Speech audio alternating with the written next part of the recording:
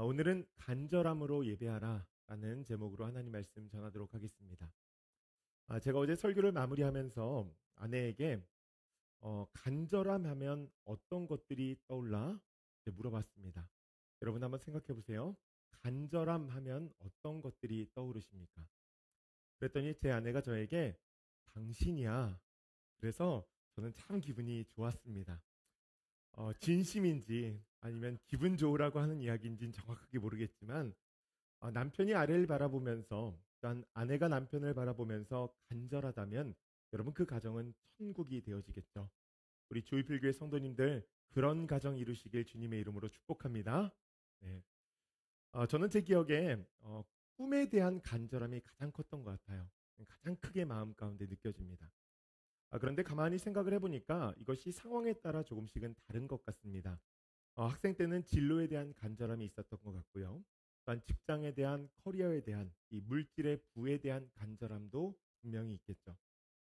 결혼하신 분들에게는 자녀에 대한 간절함, 또한 이제 나이가 조금 더 들어감에 따라서 인정이라든지 시간에 대한 간절함이 생기는 것 같습니다. 우리의 삶 가운데 가장 가치 있는 부분들, 여러분 그것에 대해서 간절함이 일어나게 되어진다라고 하는 것이죠. 여러분 우리는 인생을 살면서 여러 가지 것들에 대해서 간절함을 가질 수 있습니다. 그러면 하나님께서는 우리에게 어떤 간절함이 있기를 소원하느냐라고 이제 물으시면서 오늘 본문의 말씀을 주셨는데요. 오늘 본문의 말씀은 혈류병을 앓았던 여인에 대한 이야기입니다.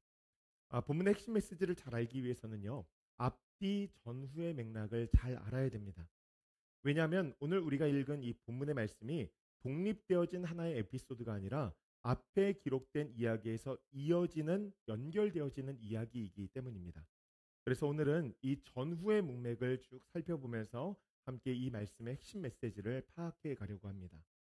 오늘 본문이 시작되는 21절의 말씀을 보면 야이로라고 하는 인물이 등장을 합니다. 성경은 그의 직업이 회당장이었다라고 이야기를 하죠. 당시 회당은요, 유대교 율법의 중심지 역할을 했습니다. 지역의 예배들을 감당했고, 또한 유대인들은 이 교제 장소로도 그곳을 사용했죠. 오늘날로 비교하면 이민교회와 같은 곳들이었어요. 회당은 유대 종교 지도자들이 맡아서 관리를 했는데, 여러분 한번 생각해 보십시오. 아마 회당의 장이 되면 아마도 유대교 내에서 굉장히 상위 리더십에 속하는 사람이었을 것입니다. 이 야이로라고 하는 사람에게 큰 문제가 하나가 있었는데 그것은 눈에 넣어도 아프지 않은 이 12살짜리 외동딸이 있었는데 그 아이가 심각한 질병을 가지고 있었다는 거예요.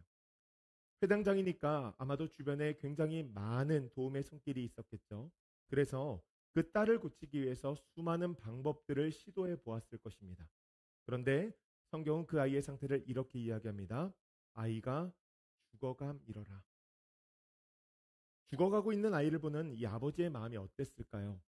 온전한 정신으로 하루하루를 살아가는 것이 어려웠을 것입니다. 그렇게 절망의 길을 하루하루 뚜벅뚜벅 걸어가고 있을 때 어디선가 소문이 들려오는 거예요. 예수님이라는 분이 계시는데 그분이 용한 능력을 가지고 있다는 것입니다.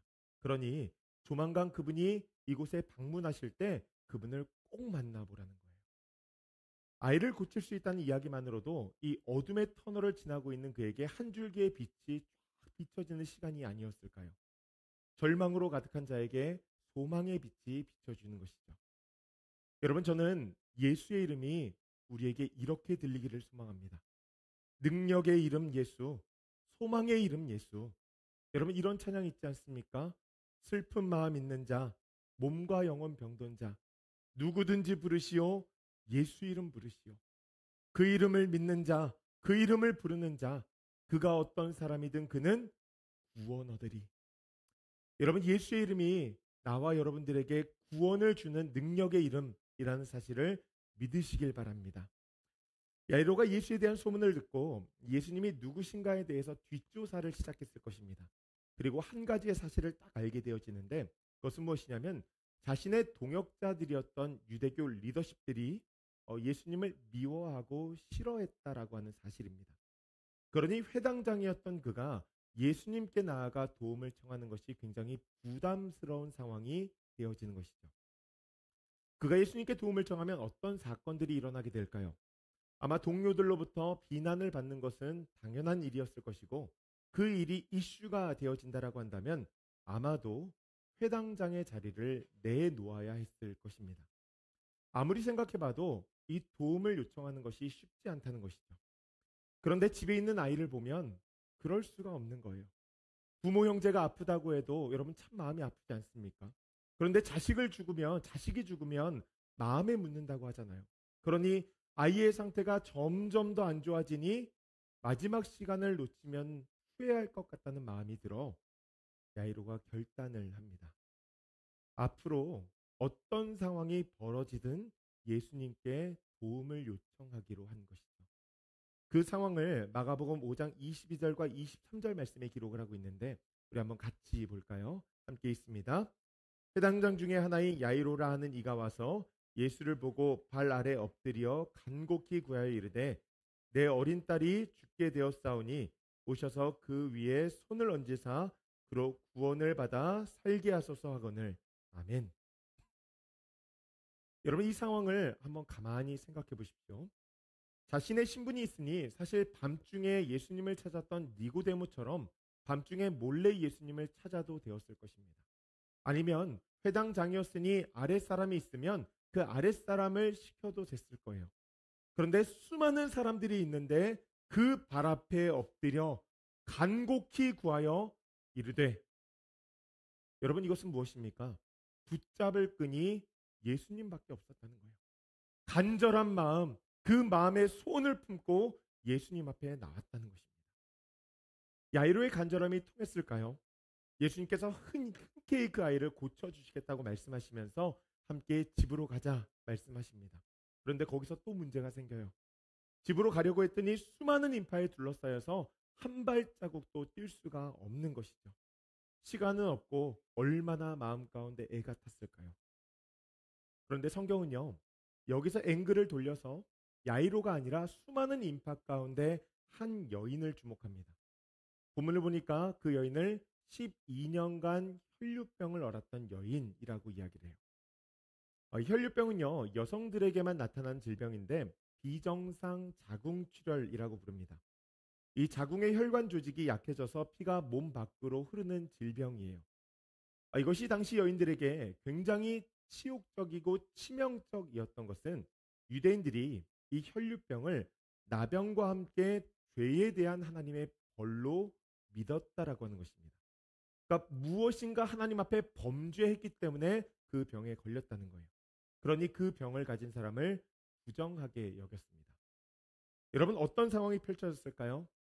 종교를 중심으로 이루어진 유대 사회에서 그녀는 환자로서 케어를 받아야 하는 대상임에도 불구하고 사람 대접을 받을 수가 없는 거예요. 부정한 것과 접촉을 금했던 유대인들은요, 그녀를 바이러스 취급했고 격리시켰고 죄 지은 사람으로 정죄했습니다. 여러분 이 상황이 이해가 되세요? 전 이 말씀이요, 코로나가 터지고 나서 이해가 되어졌습니다. 우리가 흔히 접할 수 있는 이 바이러스성 질병이 감기입니다. 코로나 이전에는 감기에 걸렸다고 해서 이 감기 걸린 사람을 조심하긴 했지만 막 그 사람을 극단적으로 피하고 격리하고 그러지는 않았던 것 같아요. 그런데 코로나 터지고 초반에 코로나가 걸렸다고 하면 막 그 사람을 걱정하기보다는 어떻게 합니까? 어떻게든지 그 사람과 마주하지 않고 그 사람을 격리해야 되는 사람이 되어진 것이죠. 당시에 교회가 이제 셧다운이 되고 예배위원들만 나와서 함께 예배를 섬길 때가 있었습니다. 좌석이 한 500석 정도 되어진 좌석들 가운데서 한 10명 나와서 섬기는데요. 그 위원들 가운데 주중에 삶을 살아가면서 한 번이라도 테스트해서 양성 반응이 나오면 교회가 다시 셧다운이 되어지는 거예요. 그러니 그분은 바이러스에 걸린 것일 뿐인데 예배를 못 드리게 만드는 존재가 되어져 버린 것이죠. 그래서 정말 그 당시에 영적이지 않았던 사람들이 영적인 판단을 내리면서 막말을 이야기했는데 이런 이야기를 하는 거예요. 코로나에 걸려서 예배를 폐하는 사단과 같은 존재라고. 여러분 교회에서 맡은 바가 있고 재택이 안 되어서 직장에 다니면서 코로나에 걸렸는데 그럼에도 불구하고 예배위원이어서 돌아가면서 예배 자리를 지켰는데 얼떨결에 예배를 못 드리게 하는 죄인이 된 것입니다. 그러니 환자로서 케어를 받아야 되는 사람임에도 불구하고 회피의 대상이 되어지고 정죄의 대상이 되어지는 것이죠. 여러분, 그녀가 그런 대우를 받았다는 거예요. 몸이 아픈 것만으로도 너무나 서러운데 죄인 취급 당해야 했고 격리되어서 생활해야 됐으니 아마도 그 서름은 말로 이루 설명하기가 어려웠을 것입니다. 그 비참한 상황 가운데에서 예수님에 대한 소문을 듣게 된 거예요. 이상하게 그분의 이야기를 들었을 때, 그분의 이름을 듣게 되어졌을 때 마음 가운데 믿음이 생기기 시작한 것이죠. 그리고 그분 앞에 나아가서 나의 마음을 구하고 어떻게든지 이 병을 고쳐봐야 되겠다라는 마음이 들기 시작하신 것입니다. 그래서 간절한 마음의 소망을 품고 그 앞에 나아가 예수님의 옷자락에 손을 대었을 때 어떤 일이 벌어집니까? 마가복음 5장 29절 말씀 보니까 이렇게 기록되어져 있죠. 이에 그의 혈류 근원이 곧 마름에 병이 나은 줄을 몸에 깨달으니라. 아멘. 12년간 수많은 의사들을 만났습니다. 엄청난 수고와 노력을 들였지만 돌아온 것은 더 악화되어지는 질병의 증상뿐이었어요. 오랜 시간 동안 심신이 얼마나 지쳤겠습니까? 그런데 예수님에 대한 소문을 듣고 간절한 마음으로 나아갔을 때 그의 옷자락에 손을 대었을 뿐인데 그것이 치료가 된 것이죠. 여러분, 이 역사가 저는 오늘 우리에게도 일어나기를 간절히 소원합니다. 온전한 회복이 일어나는 거예요. 예수의 이름을 듣고 예수의 이름을 믿겠다라는 그 믿음을 가지고 나아갈 때 우리의 삶 가운데 심령의 회복이 일어난다는 것입니다. 여러분, 예수님께서는요, 간절함으로 나오는 그자에게 은혜를 베푸셨다는 거예요. 오늘 이것이 본문의 전반적인 스토리입니다. 하나님께서 오늘 본문을 통해서 우리에게 주시는 교훈이 있어요. 그것은 우리 마음 가운데 간절함이 회복되어야 한다는 것입니다. 간절함을 회복하라는 거예요. 여러분, 한번 스스로 물어보십시오. 나에게 간절함이 있는가? 여러분, 진짜 간절함이 있으십니까? 아마 이런 질문을 드리면 속으로 이렇게 생각하시는 분들도 있을 것 같아요. 내가 꼭 간절해야 되는가? 네, 그렇게 생각하시는 분들도 있겠죠. 그럼 저 질문에 대해서 이렇게 답하고 싶습니다. 신명기 6장 5절 말씀. 너는 마음을 다하고 뜻을 다하고 힘을 다하여 내 하나님 여호와를 사랑하라. 아멘. 여러분, 하나님께서 우리에게 마음을 다하고 뜻을 다하고 힘을 다하라고 말씀하세요. 이 말씀의 의미가 무엇입니까? 마음과 뜻과 힘은요, 간절함이 묻어 있어야 된다는 것을 우리에게 이야기하는 것이죠. 우리 영성의 기초는 여러분 간절함으로부터 시작되어진다는 거예요. 그러니 이 간절함이 없는 것은 가짜 신앙이 되어질 수 있다는 것입니다. 여러분, 우리가 이 간절함을 어떻게 회복할 수 있을까요? 다윗의 삶을 한번 가만히 생각해 보십시오. 그는 목동이었고 굉장히 용감한 소년이었습니다. 하루는 전쟁에 참여한 형들에게 찾아갔다가 적국의 전쟁 영웅이었던 골리앗을 물맷돌을 돌려서 쓰러뜨리게 되어지죠. 이후로 다윗은요, 이스라엘 내에서 전쟁 영웅으로 우뚝 서게 되어집니다. 그 능력을 인정받아서 왕의 사위가 되었고 또는 군대의 총사령관으로도 일을 하게 되어지죠. 여러분, 그 모든 것들이요, 그냥 주어진 것 아닙니다. 다윗이 정말 열심히 살았거든요. 감사하게도 열심히 살아간 것에 대한 대가가 있었고 사람들에 대한 인정도 받았다는 거예요. 여러분, 성경을 읽다 보면 모든 것이 순조로워 보입니다. 사무엘이 그에게 기름을 부었던 것처럼 그가 이스라엘의 2대 왕이 되겠구나라는 생각을 하게 만든다는 것이죠. 그런데 그에게 뜻하지 않은 고난이 일어납니다. 자신의 잘못도 아니고요. 그냥 성에서 도는 소문, 여인들이 했던 노래 하나, 사울은 천 중에 천이라, 다윗은 뭐요? 만 중에 만이라. 여러분, 이 이야기 하나로 사울의 질투를 얻게 되어지는 것이죠. 이것이 그냥 하나의 해프닝으로 지나갔어야 되는데 결국에 이것이 사건이 되어지면서 목숨의 위협을 받아서 다윗이 모든 것들을 내려놓게 되어지게 되어지죠. 궁을 떠나서 광야로 도망가게 됩니다. 삶 속에 깊은 고난이 찾아왔어요. 여러분, 다윗의 삶을 통해서 우리가 배울 수 있는 교훈이 하나가 있습니다. 무엇입니까? 인생 가운데 고난은 희련이라는 거예요.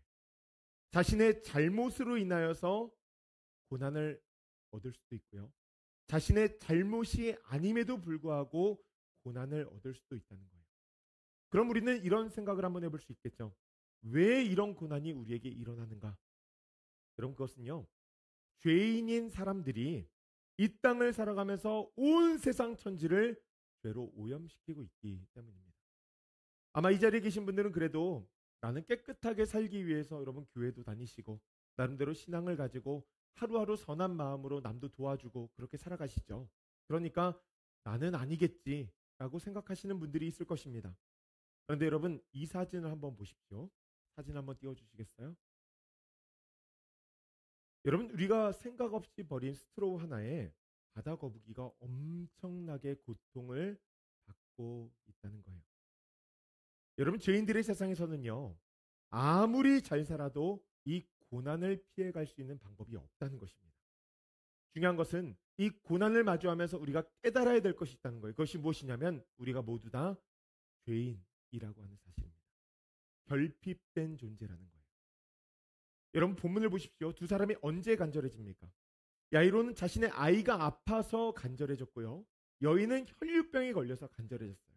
그럼 영적인 질병에 걸려서 매일같이 결핍을 느끼며 살아가는 우리가 간절해지지 않는다라고 한다면 그것은 무엇인가 문제가 있는 것이죠. 이 땅을 살아가면서 고난을 경험할 수밖에 없고 의도하지 않았지만 누군가에게 고난을 주면서 살아가는데 그 결핍된 존재라는 사실을 깨닫게 되어진다면 여러분, 우리는 당연히 간절해질 수밖에 없어요. 정말 인간다운 삶을 살아가고 싶은데 때로는 인간성을 상실하게 되어지는 상황을 마주하게 되어지거든요. 그런 나의 모습을 마주하게 되어질 때 여러분, 우리는 간절해지지 않을까요? 여러분, 우리 마음 가운데에서 간절함이 일어나야 된다는 것입니다. 그것이 언제 일어나요? 자신의 존재를 바르게 이해하게 되어졌을 때, 그때 하나님을 향한 간절함이 일어난다는 거예요. 말씀을 묵상하고 설교를 준비하다 보니 저도 제 자신을 돌아보게 되어지더라고요. 저는 제가 나름대로 꽤나 괜찮은 인생을 살고 있다고 생각했습니다. 목회자로 매일 성경을 읽고 연구하고 나름대로 꽤나 높은 도덕성을 가지고 살았다고 자부했어요. 그런데 말씀 앞에 서니까요, 그게 아닌 거예요. 겉으로는 회칠한 무덤처럼 삶을 살아가지만 속으로는 이 죽음의 그림자가 삶 가운데 드리운 것입니다. 아무리 깨끗해지려고 해도, 아무리 선한 마음을 가지려고 해도 선해지지가 않는 거예요. 여러분, 그런 존재가 바로 사람이라는 것입니다. 여러분, 그래서 하나님께서 우리에게 뭐라고 말씀하십니까? 모든 사람이 죄를 범하였음에 하나님의 영광에 이르지 못하였다고 이야기하죠. 여러분, 이 사실을 깨닫게 되어지면 마음 가운데 간절함이 일어난다는 거예요. 사랑하는 조이필교회 성도님들, 내 존재를 깊이 성찰하며 진정으로 간절해질 수 있는 주의 백성들 되어지기를 간절히 축복합니다. 그럼 두 번째로 이 간절함의 대상이 분명해야 되겠죠. 우리가 누구 앞에 나가야지 진짜 인간다운 삶을 살아갈 수 있는 것인가? 저는 그 대상이 예수님이라고 믿습니다. 우리의 간절함을 받기에 합당하신 분은 예수님밖에 없다는 거예요. 여러분, 제 아내의 이야기처럼 나의 간절함을 받을 이 사람이 나의 남편, 여러분, 나의 아내가 되어지는 것처럼 나의 영적인 간절함을 올려드릴 수 있는 존재는 누구예요? 예수님밖에 없다는 거예요. 여러분, 그것을 행하기 위해서 우리가 한 가지 꼭 해야 될 것이 있습니다. 그것이 무엇이냐면 우리 삶 속에 있는 우상을 제거하는 거예요. 여러분, 어떤 사람이 우상을 숭배하는지, 아니 우리가 삶을 살아가면서 우상을 숭배하는지 아닌지 언제 알게 되는지 아십니까? 그것은 고난을 만날 때입니다. 대개 사람들은 고난을 마주하면 출구를 찾습니다. 출구를 어디서 찾느냐? 어려움이 있을 때 문제 해결을 위해서 어디로 향하는지 보면 우리가 우상 숭배자인지 아니면 진짜 하나님을 믿는 사람인지를 알게 되어진다는 거예요. 여러분, 세상 사람들은 문제를 만났을 때 이렇게 이야기하죠. 가장 먼저는 나의 힘과 능력으로 어떻게든지 해결해 보려고 노력합니다. 그러다 안 되면 좀 견뎌보는 거예요. 시간이 약이다. 그렇게 생각하고 이 시간을 조금씩 보내보는 것입니다. 그리고 안 되면 어떻게 합니까? 그 다음 스텝으로 보이는 것을 찾는 거예요. 보이는 물질, 권력, 사람, 미신, 온갖 것들을 쫓아다니면서 자신의 문제를 해결하려고 한다는 것이죠. 여러분, 본문의 여인도 찾았던 것이 있지 않습니까? 여러 의사들, 여러분 병원 가지 말라는 이야기가 아니에요. 성경이 상징적으로 드러내고 있는 것입니다. 그것을 그녀가 우상으로 삼았다는 거예요. 여러분 그 증거가 이어서 계속 나오지 않습니까? 그래서 고생도 많이 하고 재상도 다 잃어버렸다. 뿐만 아니라 혈류병의 증세가 점점 더 악화되어졌다라고 하는 거예요. 문제가 해결되어지는 것이 아니라 문제에 문제가 쌓이면서 더욱더 절망의 구렁텅이로 빠지게 되었다는 거예요. 여러분 우상을 숭배할 때 이런 사건이 무엇인지 아세요? 모든 것을 잃게 되어지고 여러분 문제가 점점 더 커진다라고 하는 것입니다. 여러분 그래서 이단이 너무나 무서운 것 아닙니까? 이단에 빠진 뭐예요? 전 재산 가져오라고 이야기하잖아요. 그리고 함께 살아가자고 이야기하고. 그러면서 여러분들의 삶이 점점 더 피폐해지는 것 아닙니까? 여러분 우상을 섬길 때 일어난 사건이라는 거예요. 그래서 우리는 고난 앞에서 생각해야 합니다. 기억해야 됩니다.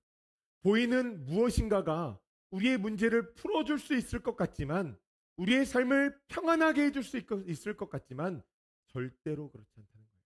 여러분 그것이 착각이라는 것입니다. 여러분 한두 번 경험한 것이 아니잖아요.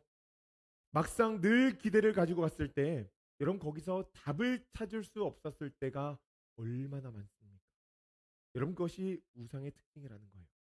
그러니 한계투성인 세상 가운데에서 무엇인가 보이는 것으로부터 답을 찾는 것이 아니라 여러분 보이지 않는 것으로부터 답을 찾아야 된다는 거예요.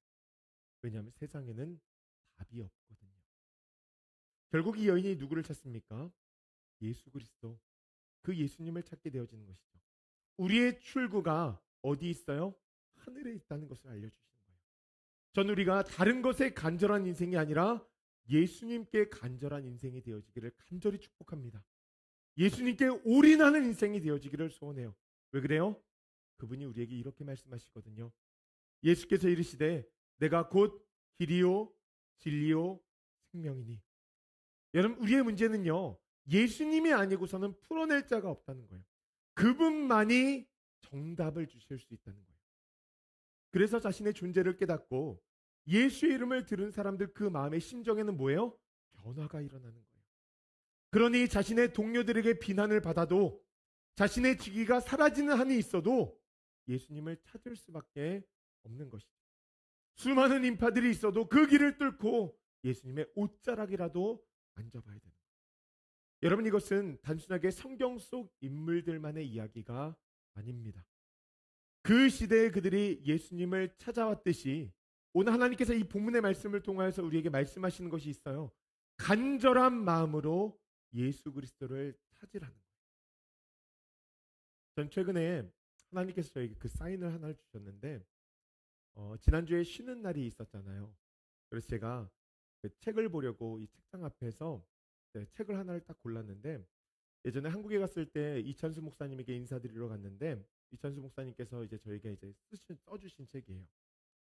그날 분당 우리 교회가 33명의 성도들과 함께 시작하게 된 이야기를 쭉 알려주시면서 위로해 주시고 격려해 주시는데 분명히 목사님이 수많은 청빙을 뒤로하고 거기에 갔을 때에는 이유가 있을 것이라 말씀해 주시면서 이 글을 저에게 주셨는데 그 책 앞에 이렇게 딱 써 있더라고요.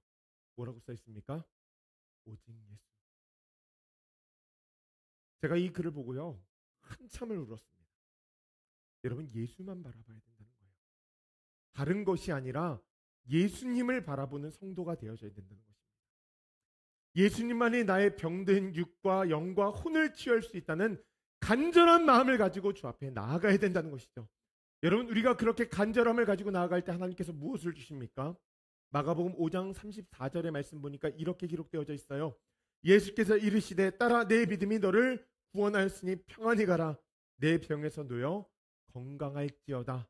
아멘. 온전한 회복을 선포하십니다. 완전한 평안이 삶 가운데 임하게 되어지는 거예요. 여러분 우리가 예배 시리즈를 시작하면서 예배에 대해서 정의한 것이 있죠. 무엇입니까? 예배는 하나님 앞에 나아가는 것입니다. 어떻게 나아가요? 하나님의 방법으로 나아가는 거예요. 오늘 우리에게 하나님께서 알려주신 하나님의 방법이 무엇입니까?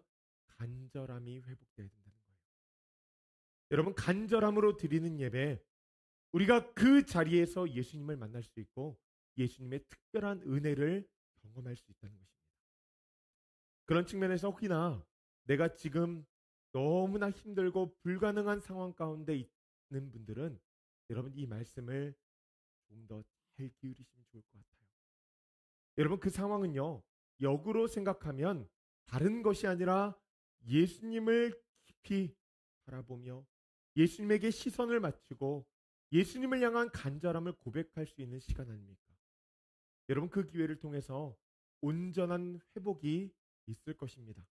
저는 우리 성도들이 그것을 바라보며 힘을 내기를 소원해요. 여러분 간절함을 회복합시다. 우리의 삶에 간절함이 없다면 여러분 그것은 지금 심각한 위기 가운데 있다는 것을 기억해야 돼요. 본문을 보십시오. 수많은 사람들이 있었어요.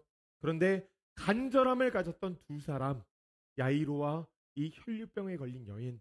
여러분 이 사람들만이 특별한 은혜를 하나님 앞에 경험하게 되어지고 이 땅을 살아가지만 하늘을 살아가는 것과 같은 그 은혜를 누리게 되어졌다라고 하는 것입니다. 우리 사랑하는 조이풀교회 성도님들 간절함으로 예배합시다.